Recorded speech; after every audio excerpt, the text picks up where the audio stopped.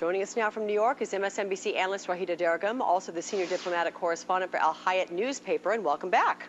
Thank you. So, Raghida, we have Democrats who say they don't want John Bolton to return as the UN ambassador after his term expires. Then, on the other hand, administration officials say they're going to make all the necessary calls to Republicans and Democrats on the Senate Foreign Relations Committee. They want to try and talk them into confirming Bolton.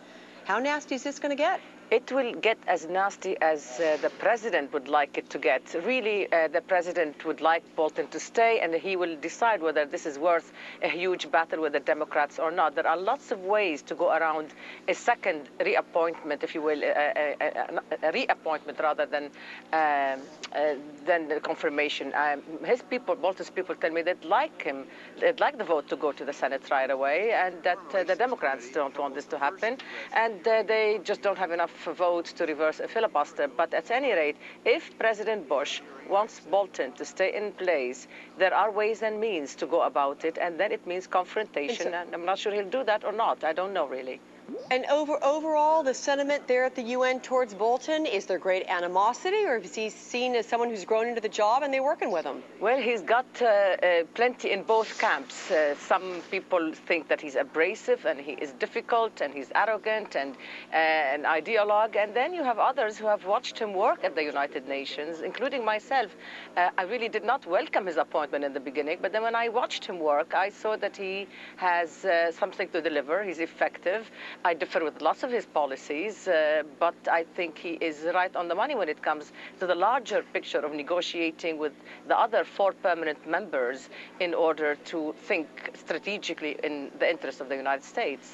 And, you know, it takes anybody some time to get into the shoes and get comfortable wearing them. So to that end, with this critical time with the UN, is it wise to change course with bringing somebody in new? What do you think about that? What's really important is not to focus very much only on the man, but to also understand what's needed from the policy. Right now, after the elections, I think the review that's taking place on Iraq, I don't think it should be exclusive to our policies regarding Iraq. I think a really well-needed review is of the region altogether. Where does Iran fit in? Not only in how does Iran help us out of Iraq or Syria help us out of Iraq. I think it's important to review the whole policy towards the Palestinian issue, towards Lebanon. As I said to you before, Alex, Lebanon is a huge developing story that's going to shock us if we do not pay attention to it. Iran is really playing havoc in Lebanon.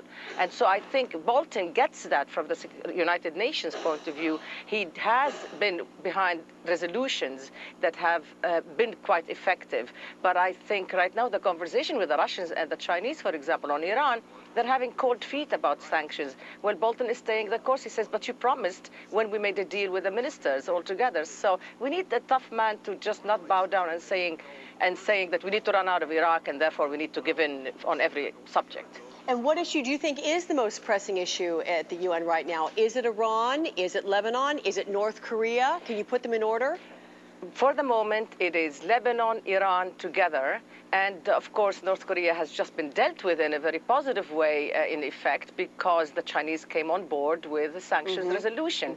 But I think right now that tribunal for Lebanon, which apparently some in the government wanted torpedoed, and the Syrians don't want that tribunal because it is alleged that they have a role in the assassinations in Lebanon. I think that is an incredibly huge story that's happening. And simultaneously, parallel to that, the negotiations amongst the 5 permanent members on the Iran sanctions resolution. Iran, if you notice today's news, the president of Iran is saying, you know what, the Security Council is wrong to think of us that we are so weak, and he's been blasting the United Nations. And I think it's important to have somebody like Bolton to say, we don't let you get away with that. And Raghida, with regard to Bolton's people, what are they telling you? Are they expecting a pretty nasty fight there in the Senate? For the moment, they're just saying that the president is absolutely hanging on to John Bolton. And from my understanding so far, the president would like to go on with his policies. He's still the chief foreign policy